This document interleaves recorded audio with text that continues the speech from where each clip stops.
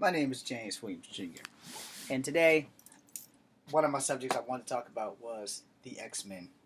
But before I do that, let's pay homage to last weekend, not the weekend that just passed, but the weekend before that, because apparently I missed an episode of the Ninja Turtles for Nickelodeon, which has gotten me totally upset.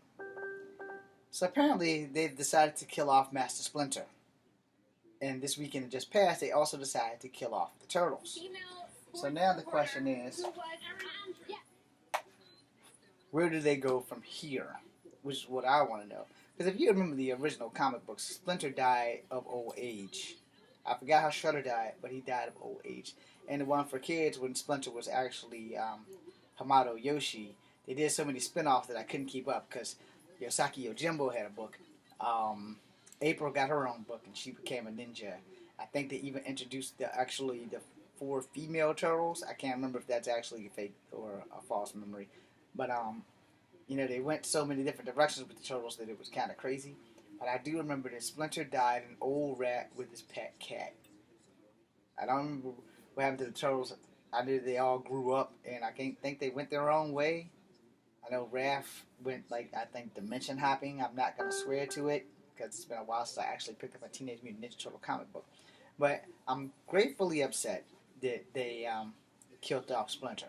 The world could have done without Shredder, but they didn't have to kill off Splinter. They could have at least made him turn back into a normal human being. And then, solve that problem. But apparently, Super Shredder killed Splinter, and that's pretty much the gist of that. So now let's get into X-Men, shall we? So I've been going through some X-Men comics, and a lot of people are posting up stuff on X-Men on Facebook and everything. And since I've been reading the X-Men since the late 70s, early 80s, I started reading comics between the ages of 3 and 6, which comics would actually become my personal escape. And it would help me make it through life without any friends, except for the X-Men. The main reason why I was so attracted to the X-Men comic is because they were human, but they were different. They had powers born into them, where like Captain America had a super serum that made him superhuman strength and agility and stuff like that, and then he had that vibranium shield. So that in itself was a feat. But between Marvel's greatest heroes and the X-Men and my Guardians of the Galaxy, not the ones led by Star-Lord, but the ones led by Major Victory, aka Vance Astro, and there have been a lot of team fractions. You've had the New Warriors, you had the New Warriors, the New Warriors, etc., etc. And they've done the same thing with the New Mutants and the New Mutants. So, when it comes down to X-Men, you have a conglomerate of over 40 members, or better. Some human, some non-human. And the last X-Men book I picked up, besides the Death of X, was the one where North Star, who left Alpha Flight and became an X-Men.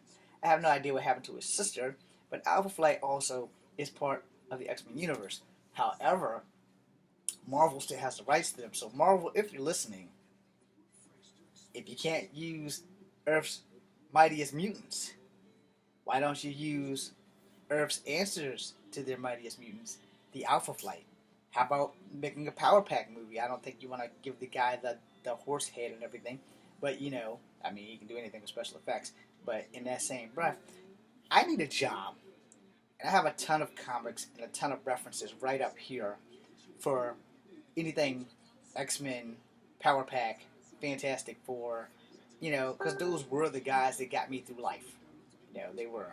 I think that if you're going to make another phase after you get done with this Avenger kick, then you should probably start on the New Mutants. If you can't use the New Mutants, then maybe you ought to start on maybe the New Warriors. But we're not going to talk about that right now. I'll make another video specifically about the New Warriors and Night Thrasher and them. I want to go into more or less the X-Men. I want to stay in the X-Men. So somebody posted up, what would you do to have made the X-Men movies better? I got a lot of things that I want to say about that, and so I'm going to say them. And this will probably be a 3-part video, by the way. So the first part I want to say about, first and foremost, I would actually hire a writer and a director who's actually read the comic books. That would be my first thing right there. You have had to read the first X-Men. You would have to read the first X Factor, the first New Mutants, the first X-Force, the first Excalibur. Alright? And then we're going to tell the story exactly how Stan Lee and his buddy, Jack Kirby, and all those other famous writers wrote it. We're not going to make Havoc the older brother when he's not. We're not going to leave off Polaris. And we're going to tell the actual first story of the X-Men.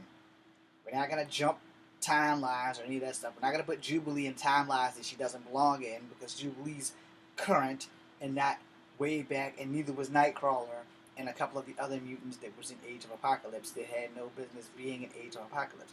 My personal job as a director, as an X-Men director or whatever, would to be not to put the X-Men who don't belong there in there just so people can have some knowledge of them actually being an X-Men. I need to take my pizza rolls, so this video is over. But the next video will be longer. I'm James Mutant. Come back with number 2, B, C, and U.